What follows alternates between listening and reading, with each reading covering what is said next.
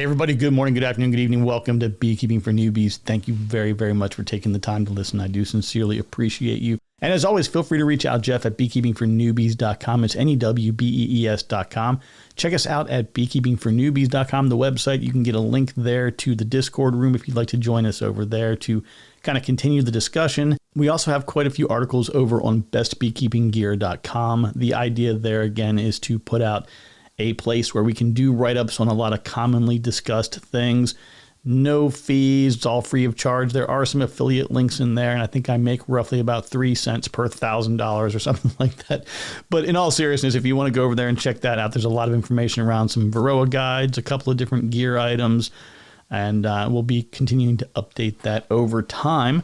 And of course, youtube.com/at Beekeeping for Newbies. We do simulcast the podcast there. If you'd rather listen on YouTube, you can certainly do that.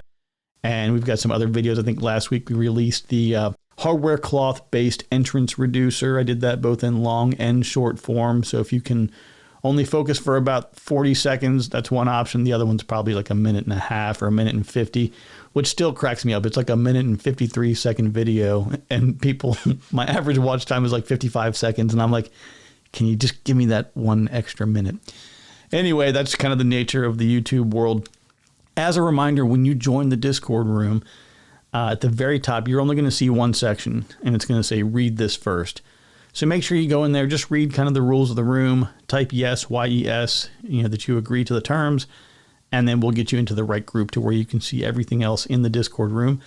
And today's warm-up song is brought to you by Kansas, Dust in the Wind. All we are is dust in the wind. Today's episode is brought to you by Fancy Fortune Cookies. You can find them at fancyfortunecookies.com. So if you've never heard of this, it's one of the coolest things I've ever seen. So everybody eats fortune cookies. Like you go to like a Chinese restaurant or whatever. They have like gone so next level on this. So the one thing that I think is really cool, they have like a giant fortune cookie. It's literally over a pound. It's 5 inches tall, 7 inches wide. I'm looking at the one that's the red, white, and blue as part of their like patriotic section there. But I think what I love the most about it is in this one, you get like a 1 foot long, like literally a 12-inch long customized message. So all of these things can be customized. And as a dad who loves to do like cheesy dad stuff, all I can think about is like, I'm going to order like a couple dozen of them. And whenever we get Chinese, I'm going to replace all of the classic regular ones with my custom ones. So whenever someone opens it up, it's like, oh, your dad is the best person ever. Like I just have all kinds of just cheesy, typical dad kind of things. So that's all fun and well and good. And they do all those classic generic ones, but they also do like the corporate ones. If you wanted to send a corporate gift out to all your employees, like, hey, we appreciate you, we love you, those types of things. They do branded logo type of things. You can get your corporate logo on the cookies. They've got all kinds of flavors like chocolate and strawberry and banana. It's one of the coolest things I've ever seen. So check them out at fancyfortunecookies.com. You can save 20% on your first custom fortune cookie order if you use the code Beekeeping for Newbies. Remember, it's NEWBEES, and you can have all your friends buzzing about your awesome fortune cookies. Okay, now moving on here today for the first kind of topic. I know there are some of you who have been patiently waiting for the yellow jacket wasp trap video that I've been talking about for a little while. This is kind of that time of year. Anytime it's robbing season, it's not just robbing, from other honeybees. You do have some other predatory kinds of insects that are going to stop by the hives and harass your ladies. And these traps are pretty easy to make. And I did get the trap made. And what I wanted to do in the video, it's going to end up being, again, like a 2-minute video. It's really short, simple, easy to do. And I wanted to have a, here's how you make it video, and then me placing it outside, and then, hey, look, it's all full of, yellow jackets, wasps, and things. The weather really, first off, it's been really, really nice. It's been like in the mid 70s, upper 70s for the past 5-6 days, which is unheard of. I can't remember in my life ever where I live having, temperatures in the 70s in, the first couple weeks of August. But I seem to notice more of an issue with the yellow jackets and the wasps. It seems to be like they're just more active when it's warmer out. But we've also had a lot of, there's like a coastal low sitting off the coast of the Carolinas and the mid-Atlantic. And there's been a lot of cloud cover, some occasional showers and things. So I think that's kind of decreased a little bit of the activity. Now, earlier in the season, I had some yellow jackets living in the ground in my yard, and I had found them like in an old root. There's like a rotting root that ran across a piece of the yard. and I ran over it multiple times with the mower. The first time I ran over it, I just recognized that I had hit the root, and I really didn't pay that much attention.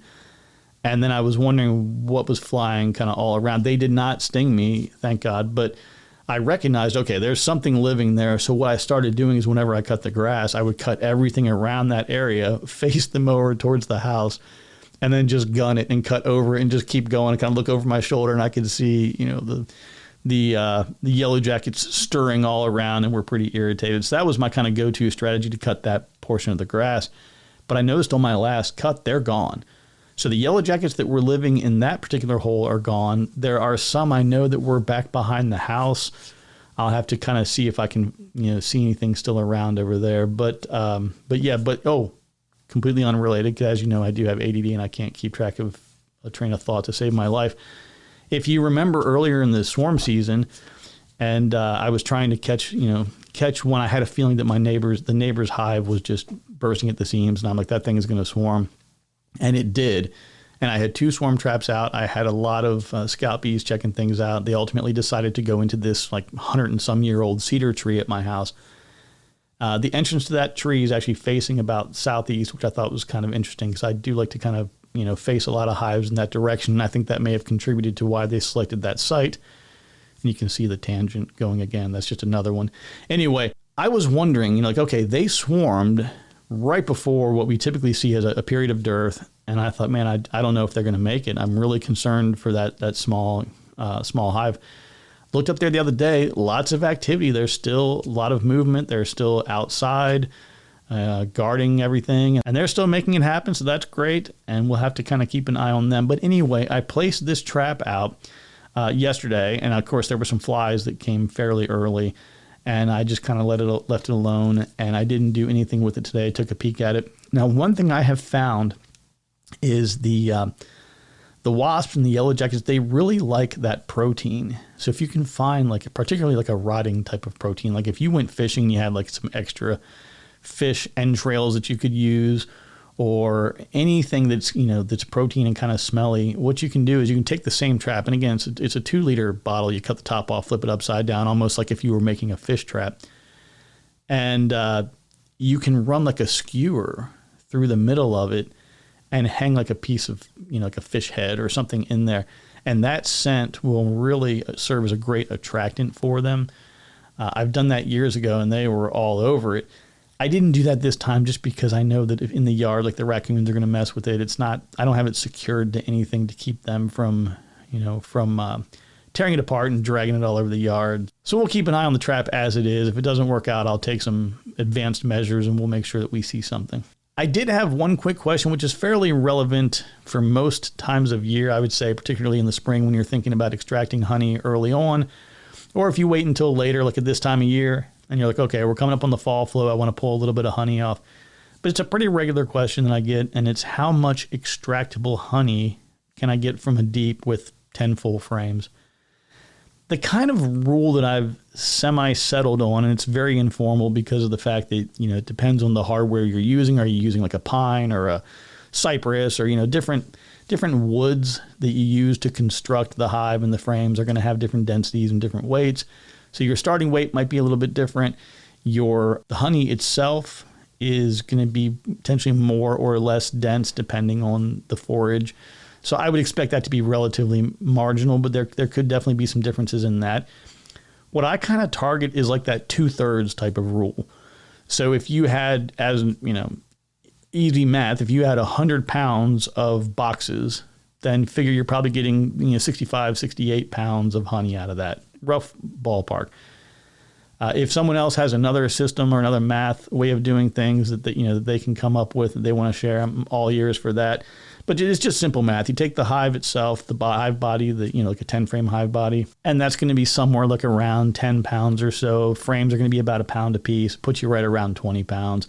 So I guess that's going to be like your 8 kilograms, maybe something like that, 8.5, maybe 9 kilograms on the metric side of things. And one kind of quick tip before we dive into the main discussion today, if you are planning to buy package bees and nukes and things in 2026, I recommend doing that early. There's a couple of reasons for that. One, there's a lot of places that they want to get some end of year revenue, so they can book that revenue now. They can take down money that you send them today for this year's numbers, even though they haven't delivered a product and won't have to deliver it until next year. So it helps them. So they may be incentivized to try and sell at a better price this year for things that they don't have to deliver for another 6 or 7 or 8 months. So you might catch a better deal.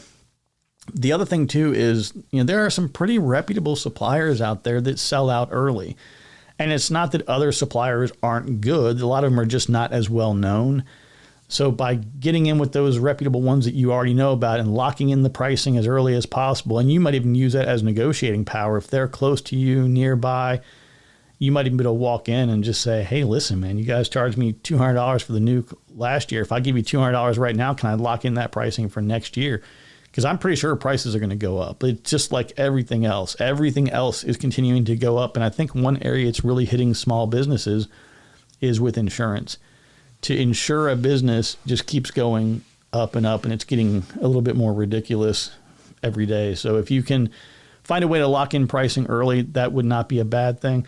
I'm already locked in for 5. I've got 5 packages on order. I would tell you exactly who I bought them from and why I bought them from them. But we had a discussion about partnering and doing some advertising, and they said that they did not need my help. So I won't mention who they are, but there are definitely some options out there, and you may want to lock them in sooner than later. Oh, and another thing that I have seen as well is the pricing, of course, will increase potentially going into January or February of next year. But also they do the whole like, hey, we're out of stock, sorry. Sign up here for a waiting list, and then they see that they got 50 or 100 people on a wait list, and then they bring out the next round that's, $25 more than the last round or something like that. It seems like almost whatever you ask in pricing, people are going to pay it. When I started looking at the pricing this year for next year, I was like, I don't think I might be out. Like I might be out of it altogether, because I can't believe what some places are charging now for packages. I mean, like if someone said to me 2, 3, 5 years ago, like, hey, this is what it's going to cost, I would say, great. Is that a 4 or a 5 frame nuke? Right? I mean, the prices are definitely like nuke level prices. So I don't even know how that, I don't know. It's so cost prohibitive. I don't even know anymore what to say about that. Okay. So the main topic that I wanted to chat with everybody about today is, we have in a lot of places in the Northern Hemisphere, we have a inbound or about to happen kind of fall flow. And like for me, my early indicator is when my pollen.com alerts kick in and I start getting the alerts for ragweed. One, I know that I got to start taking Zyrtec because ragweed is one of those things that I'm allergic to, but it also reminds me like, okay, we should be getting a fall flow soon. And then you have to start thinking about kind of your strategy going into the winter. But I wanted to also make sure that a lot of you understand some of the biology that's going on in the background. And, it's weird. It's this balancing act between keeping everything great for new beekeepers and yet also simultaneously challenging people. Because I think that if you come here and you listen and you hear nothing but like 101 basic level information, you're going to hit a point where you're like, okay, well, that was fun. Let me go somewhere else so I can get more advanced information. So trying to find that balance between, easy, moderately difficult, more advanced kind of concepts. It's an interesting balance here, but we're going to dive just a little bit deeper on a couple things. And I want to talk to you about what's going on with this, a typical fall flow and this ramp up. And then we'll also talk a little bit about the bees themselves and some of the physiological differences between, spring, summer, and the fall. Now, what we typically would refer to as being like a summer bee or summer workers, these are going to be everything born in like the February, March timeframe all the way up until now. That's kind of everything that fits into sort of like that summer bees category. Now, they are really, really geared towards ramping up production, production of resources or gathering of resources, production of new brood, and everything is geared towards long-term storage of resources to make it through the winter. Your winter bees are, how can we keep everything nice and warm, protect our queen so that we're ready for next year? Now, on the surface, you're like, okay, well, that's fine. It's a honeybee. They can do a different job and they can fill a different role. And that's true. But it's important to understand what the differences are between the two sets of bees, because your summer bees, they're living anywhere between, like 4 to 6 weeks. You might get 32, 36 days. You might see 42 to 50 days.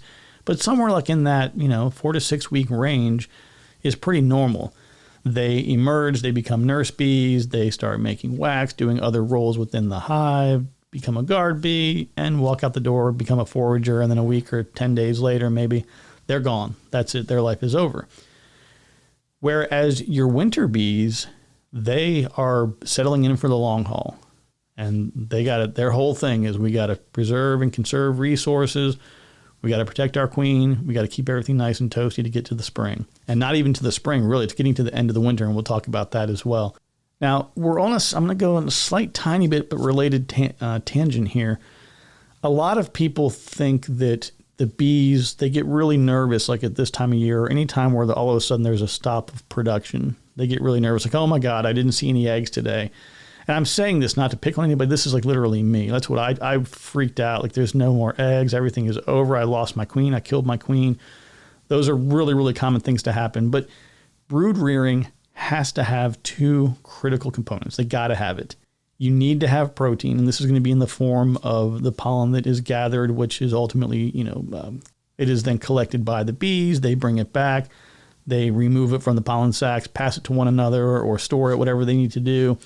And then, there are some enzymes that are added into that, which help make it into like your bee bread for your long-term storage. So that's going to cover you on the protein side. Honey or nectar will cover you on the carbs side, right? So you've got to have both of those. But this is an area with a lot of confusion, because people often view, like, if I'm going to go ahead and put a top feeder or a frame feeder or whatever kind of feeder on, they confuse that with being the same as honey. Well, they have 8 frames of honey. I don't need to feed them. Why would I give them a feeder or put a feeder in the hive when they have 8 or 10 frames of honey? But remember, that honey is, yes, it absolutely is carbs, but that's long-term storage to get them through the winter, to get them through tough times. Whereas that nectar that's actively coming in, that's a resource that can be used immediately for energy. So when you see those periods of dearth where there is nothing else coming in, yeah, you have some carbs that are stored there, but you don't have that pollen. That tells them there's not a flow, there's not a need. Remember, honeybees go out and they gather, they bring things back. If there's nothing out there to gather, why do we create a whole bunch of gatherers who now need to eat?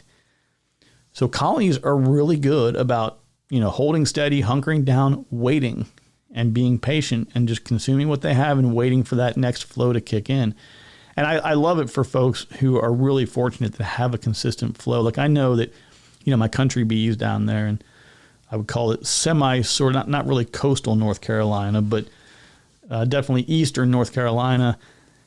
There's great forage most of the season. We do have a little bit of some breaks in things, but they do exceptionally well. They ramp up really well early on, and they have sustainable things that just seem to pop up consistently throughout the summer and into the fall. But they do have about a 3-week period where things get a little interesting, but plenty of reserves on hand. Whereas, again, at my house, it's like 6 to 8 weeks of nothing. It makes it pretty challenging to work with that. But if you let the bees kind of run with things, they usually do a really good job of managing it. Now, this is always challenging with like first-year colonies because they have nothing. And that's, here we go, man. This ADD stuff is killing me. It's really hard to know exactly what to do with that brand new colony. One, you're a new beekeeper. You don't even know what you're doing yet. And then you're getting that mixed messaging. You never feed your bees. You always feed your bees. Only feed your bees if you're not feeding your bees. Like, it's just, it's a big mess. But when it's that first season, brand new bees, brand new beekeeper, I always tell people, when in doubt, feed, right? You're not going to hurt them. If you're giving them good quality feed, you're getting them the nutrition that they need. You're supplementing with, a good balanced amino acid kind of supplement that gets them all the things they need. They can be fine. They can do well. They can thrive. They can be successful, happy. You may end up, storing away more resources than they need. They may have a bigger, larger cluster than they need for that, the conditions of that environment for that particular race of bees. All of those things are possible. But I would rather be in a situation where we had more and too much than less and not enough. But when you have an established colony, they are really, really great at managing these things on their own. The challenges always come in when the beekeepers decide, I think I'm going to take this much honey or that much honey. That's when things become challenging, is when we start taking from them, then they don't have enough, then figuring out what that balance looks like. But anyway, so your spring bees, summer bees, like they're just boom, boom, boom, boom, constantly going, gathering, bring it back, gather, bring it back, burn out, die. More bees replace them, and it just keeps going in that cycle. Your winter bees are different. These are bees that they're hatching in late summer, maybe even early fall, and they're getting the environment and nature is providing them with like a different set of resources. So all the things you see that are in bloom that are providing feed for them in the spring, you're seeing completely different things in that fall time frame. So for us, we end up with like your goldenrod and asters, sunflowers, smartweed. There's a lot of different things that are going to pop up in the fall that have a different kind of protein, amino acid type profile to them. And what you're doing now is you're getting the bees, they're focusing on being able to pack on a lot of fat. They're getting fat, they're getting protein as well, but they're really packing on a lot more fat, this rich, nutrient dense, pollen and these resources they're bringing in. They're trying to pack on more kind of fat bodies to allow them to have more resources to overwinter. So recognizing that, the composition, the protein and fat kind of composition of different things is very different. This is, again, why we always talk about the diversity in forage. I mean, you can have some things that have maybe, as low as 2% protein, and some things might be as high as 60%, or fat levels of those things that they're consuming could be around 1% or even up to as much as 15%. But when the bees have access to, multiple sources to forage from, that more diverse forage, they definitely get a better balance of those amino acids, those essential amino acids, as well as the lipids and things that help them build up and store, for long term to get through the winter. To kind of wrap up the high level of that section there, what I would say is if you are buying supplement, because there are some times that is not the most unusual thing where you'll have a really weak, or what we would just basically call a terrible fall flow. A lot of times weather can do that. We've got, there's an active hurricane, I think, working right now out in the Atlantic. You get a bad hurricane come through, it can really be damaging to a lot of the fall, forage that's out there. So a bad fall flow can really set the bees up for failure. So if you end up needing to feed, this is definitely like a 2-to-1 kind of area. So, 2 parts sugar to 1 part water. Definitely would pay attention to that. But I would say that if you are feeding and you are going to add any kind of a protein supplement, if you ended up giving a mix that was a spring mix and had all these great spring proteins and things in there, that's still going to be better than giving them nothing or them having nothing. If you have the ability to find something that is like a fall winter mix, that's what I would be looking towards if you were going to do a protein or pollen-based substitute. Now, I want to talk kind of briefly about cluster size. When I say cluster size, I mean you have your bee boxes in whatever configuration they are. The bees will form, if you imagine a swarm in a tree, anytime you've ever seen a swarm hanging from a tree, cut that picture out and drop it right in the middle of your hive. That's what I'm talking about when I say cluster. And I love all the information and all the thoughts and the ideas that everybody has about this.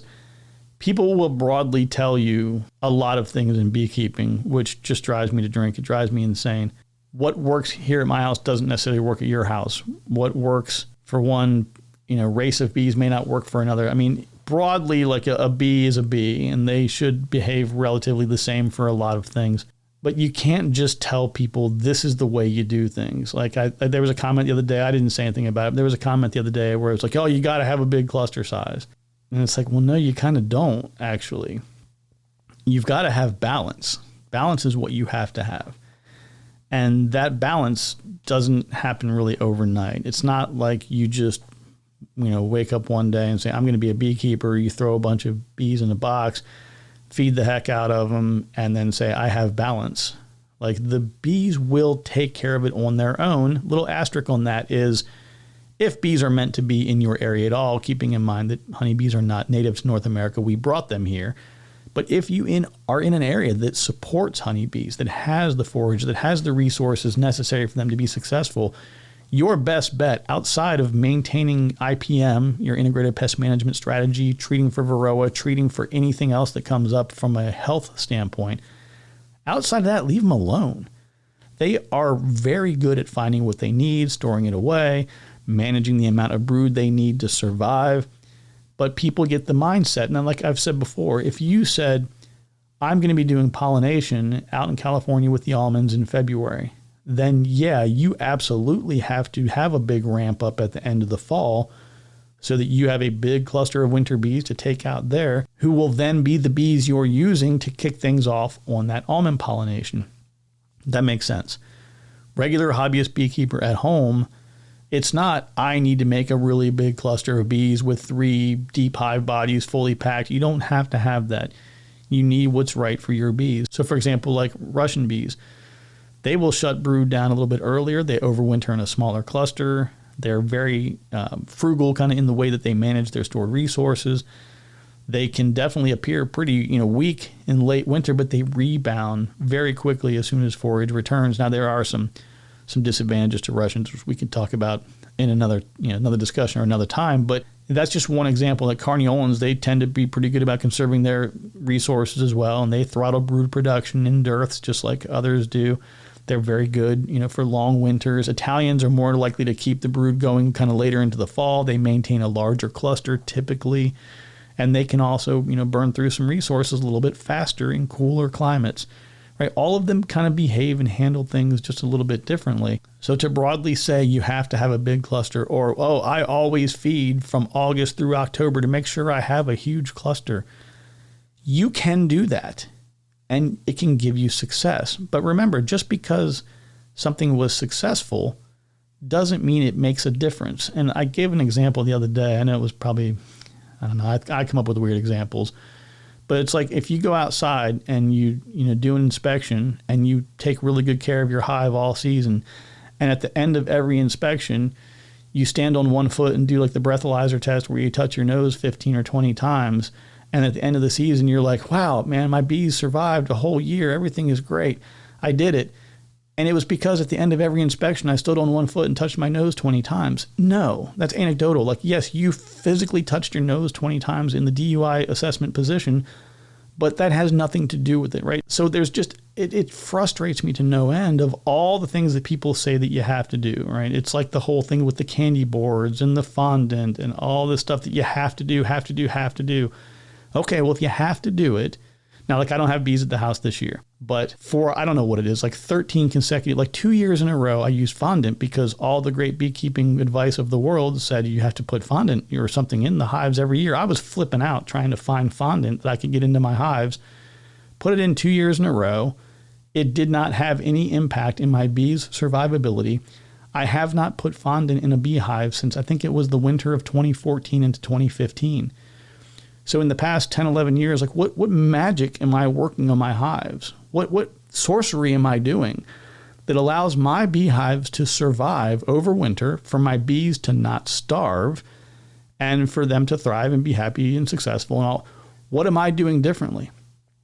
I never, ever put granulated sugar, candy boards, or any of that fondant. None of that stuff goes into my hives.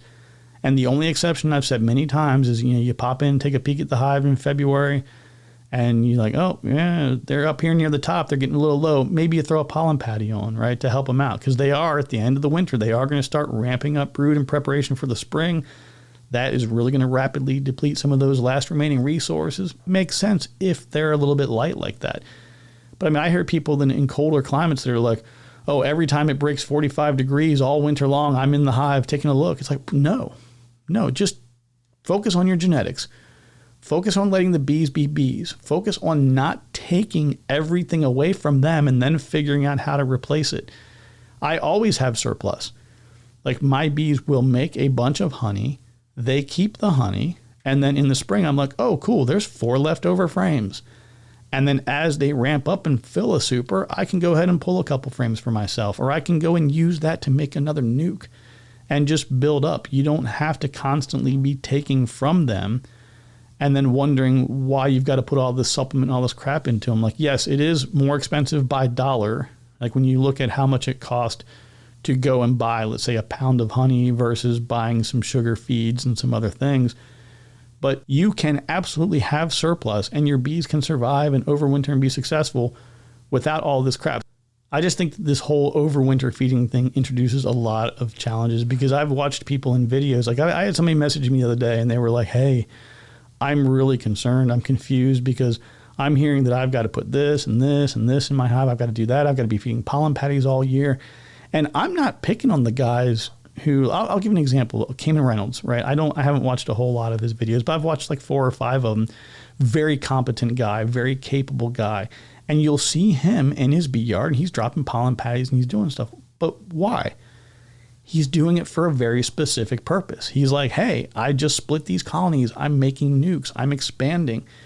If you are expanding and growing, you're going to need to feed the bees. It's as simple as that. And it may not be a lot. It might be just enough to get them over the hump, until the flow really kicks in or whatever's going on.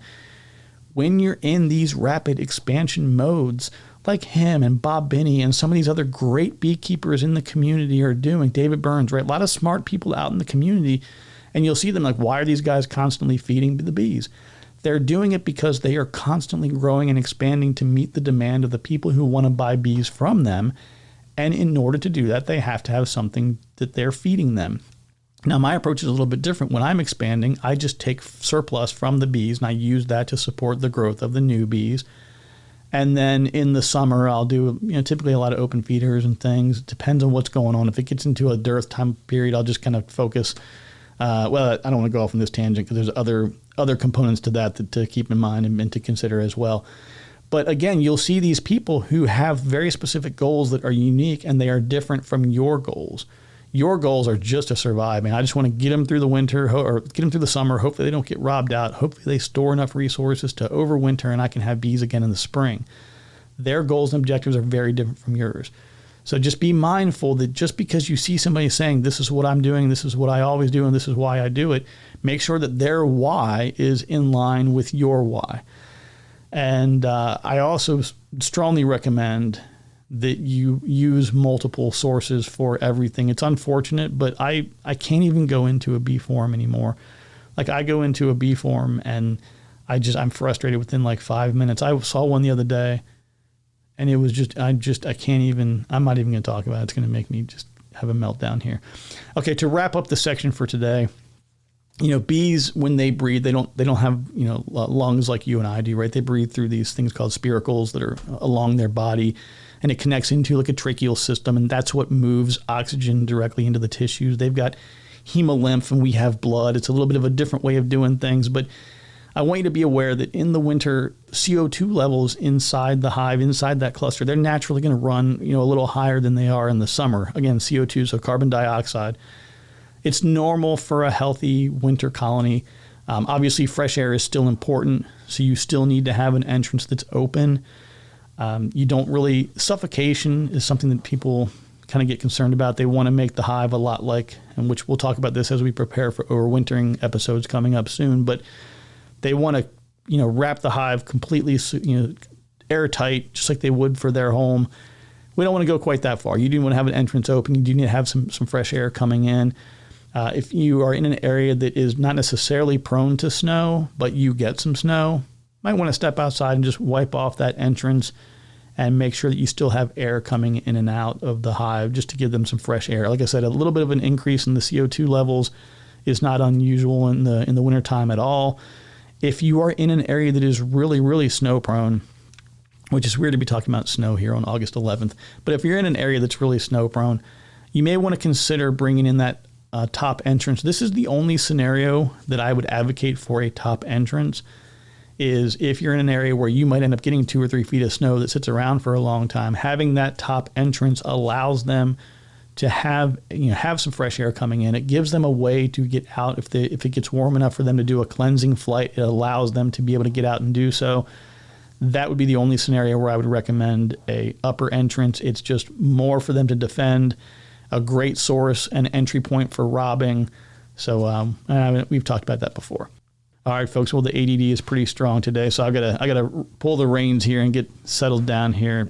this is a pretty busy week. We got a wedding this week. We got a lot of things going on. You're not going to hear a whole lot from me. I don't think. I say that, and then it's like 2 o'clock in the morning, and I'm online because I can't sleep. But anyway, hopefully that wraps everything up. If you have any questions about this or if I missed anything, as always, drop me an email. Join the Discord room. Let us know what your thoughts are on things. And don't hesitate to send over a question. I do my best to get back to them within a couple of days. If you are one of our Buy Me a Coffee supporters, obviously you're getting 24-hour responses on anything. And thank you again to all you folks who support through Buy Me a Coffee. If you found any value in anything that you're hearing, seeing, or reading coming from me, feel free to buy me a cup of coffee. I do appreciate it. Link is in the description. Don't forget to check out beekeepingfornewbies.com. Discord link is in there. Bestbeekeepinggear.com. YouTube.com/@beekeepingfornewbies. And outside of that, that's all I've got. Take care. Be kind to one another. Remember that I love you, and there's nothing you can do about it. We'll talk to you soon.